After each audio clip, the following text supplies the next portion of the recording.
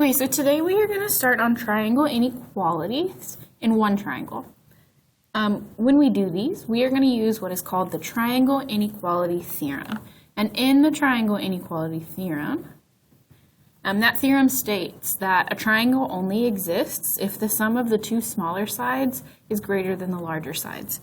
So if we have this triangle here, we're going to use these inequalities. You only have to have one. This is just kind of an example of any that you could use. The way this works is you're going to add the two smaller sides. So if in our first case, A and B are the smaller sides, my third side has to be bigger than A and B added together. So let's look at how that looks in an example. We're going to determine if these side lengths, a side length of 8, a side length of 17, and a side length of 24, are going to be a triangle or not. So if I'm using my inequality from up here, I'm going to say 8 and 17 are my two smallest. That means I'm going to say 8 plus 17, and based on this theorem, that has to be greater than 24. So when I do 8 plus 17 in my calculator, that should give me 25. But 25 is not, I said that backwards, 24, what it gave me originally, is not greater than 25. So this cannot work. This is not a triangle. No, not a triangle. In my second case, my two smallest are both 3s, so I'm going to say 3 plus 3. That has to be bigger than 7. When I do this, 3 plus 3 is 6. 6 is not bigger than 7, so this is not a triangle.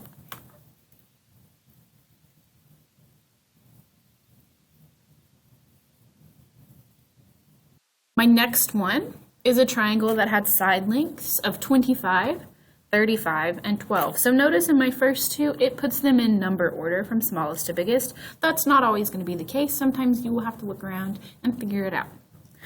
My smallest two in number 3 would be 12 and 25. So I'm going to say 12 plus 25 has to be bigger than 35. 12 plus 25 gives me 37. 37 is greater than 35, so this is a triangle. Yes. My last one, just looking at my number values. Number 4 says a side length of 28, a side length of 50, and a side length of 22. If I add my two smallest, that would be 22 plus 28. That would have to be bigger than 50. 28 is not bigger than 50 because it is 50.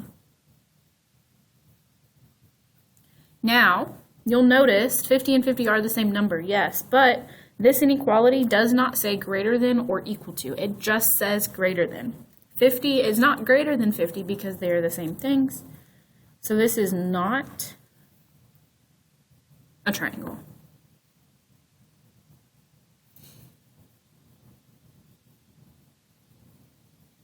Okay, next, we're going to do it if we're missing our third side. So the directions say if you have two sides, you can set up your inequality doing both the sum and the difference, so adding and subtracting, in order to find possible lengths of the third side. So when we do this, we're not going to just get one number. You're going to get a range of numbers. That means it's going to be something is less than x is less than something. So to start, we're going to do the difference because that's going to give us our smaller number. When I do my subtraction here, I'm going to start with the bigger number. So that's 22 minus 14, and then is less than x is less than 22 plus 14. 22 minus 14 would give me 8. My inequality symbols and my variable did not change. So that means now I just have to add the right side. 22 plus 14 gives me 36. So my answer could be any number between 8 and 36.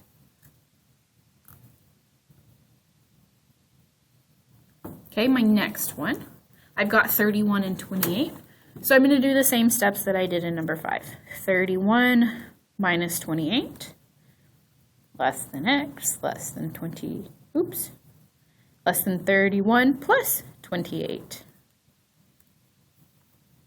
31 minus 28 is 3, less than x, less than 31 plus 28 gives me 59. So my range here would be 3 less than x less than 59. We're not finding a single number, we're finding a range. That means between numbers.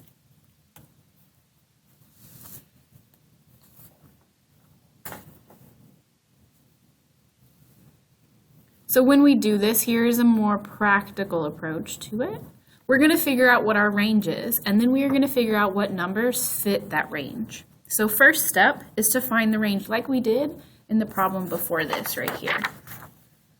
Like we did right here.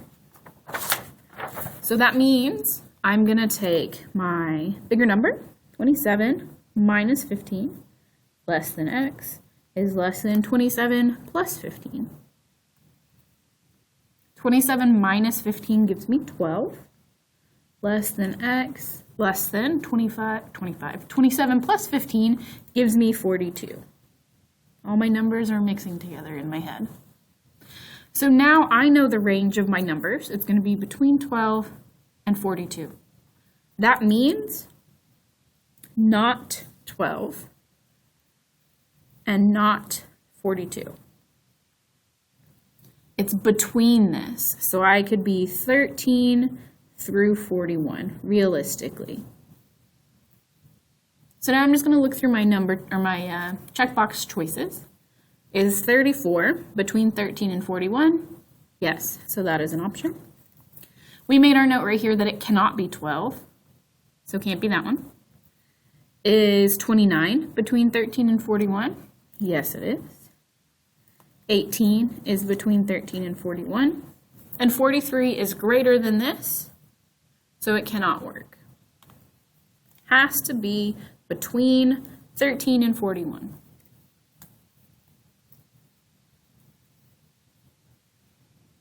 Okay, now we're going to switch gears a little bit, and we're going to look at the angles when you're given the sides of a triangle.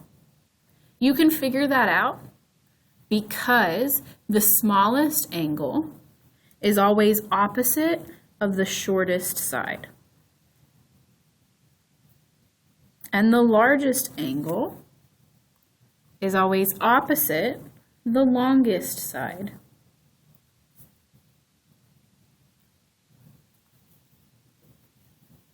So if we are using the example that is presented here, this triangle,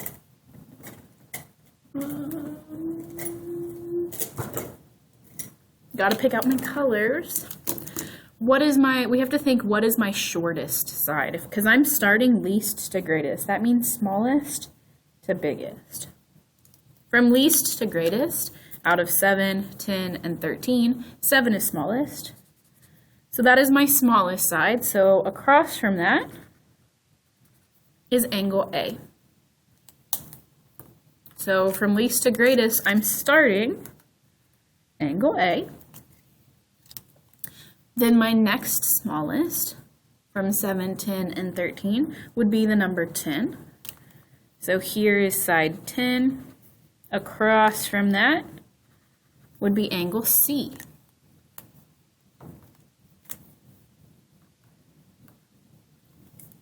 And then by process of elimination, or if we look at our sides, the last one would be angle B.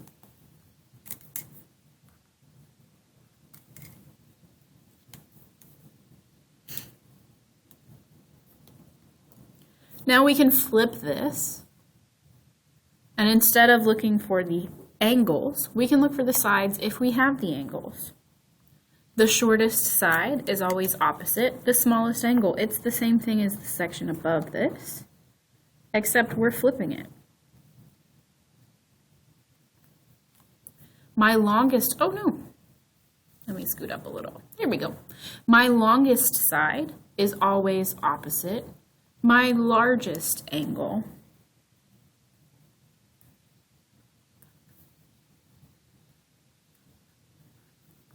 So if I'm going to put these in order from smallest to biggest, I have to know what all of my angles are.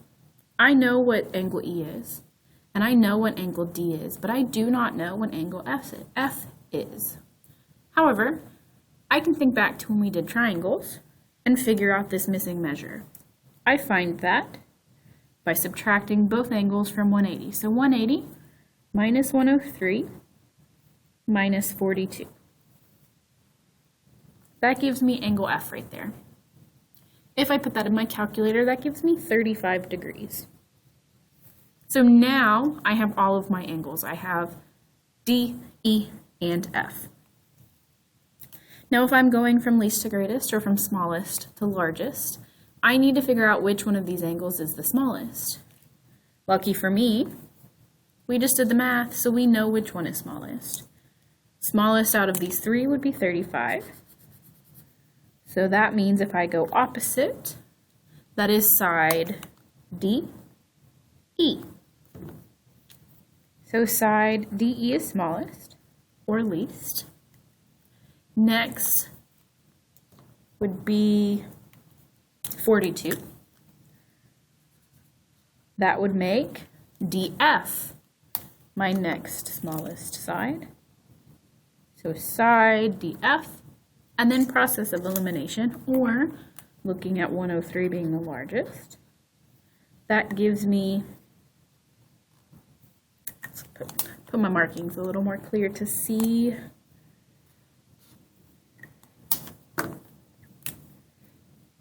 Much better. Back to the largest. Largest is red, 103. So that makes it side EF.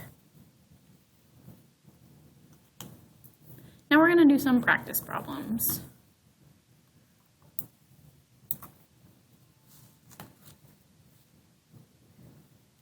Oh no, I'm not centered. There we go. Okay, looking at number 8. If I'm ordering my angles from least to greatest, that means shortest side to longest side. So my shortest side would be 17 meters. Across from 17 meters is angle M. My next shortest side would be 20 meters. The angle across from that, angle P. And my last shortest side, longest side would be, wrong color, would be 24. That would give me angle N.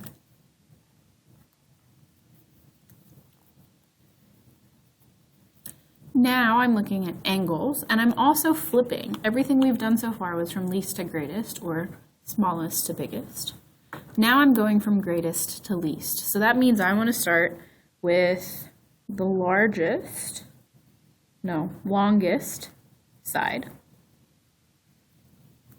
to the shortest side. My longest side out of these three that are given would be 11 kilometers. Across from 11 kilometers is angle C.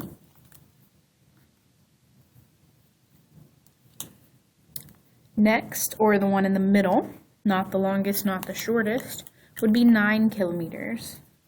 The side across from 9 kilometers, angle B.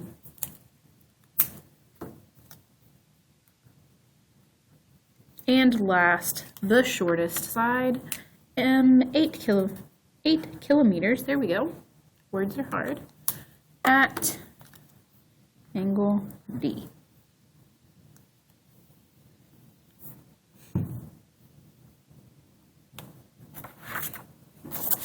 Okay, moving on. We've got two more. This time we're looking at, my paper's being all a mess. No, just kidding. This time we're looking at the sides. When we're focusing on the sides, let's zoom in a little. Oh, too much.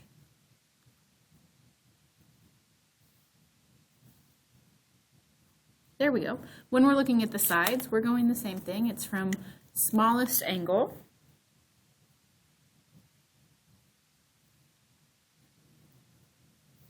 to largest angle.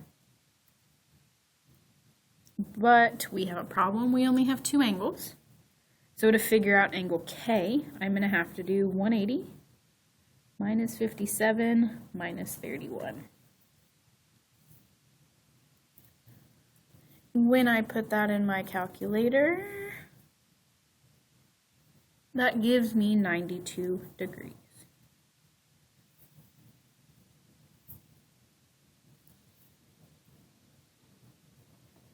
Now I've got all three angles. So if I'm going sides largest to greatest, that means, or least to greatest, that means I need the smallest angle first.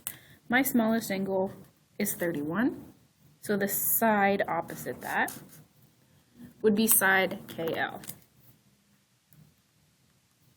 Then I go to the middle one. That would be 57. Across from 57 is side JK. And last, I need the largest angle. That's the one that we calculated, 92 degrees. Across from 92 degrees would be side JL.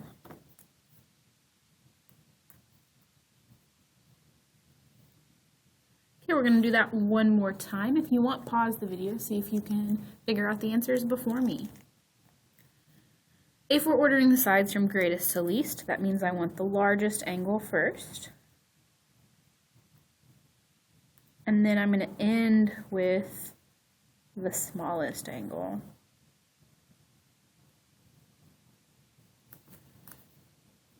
Now I'm still missing angle Z, so I'm going to do the same thing I did before. 180 minus 54 minus 82.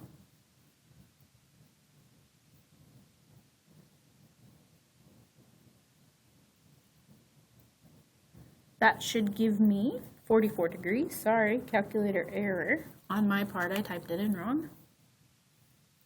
Now I'm going to start with my largest angle. Out of all of these, the largest angle would be 82 degrees. So the side opposite of that would be side XZ. Then if I go to the one in the middle, that would be 54 degrees. Side YZ.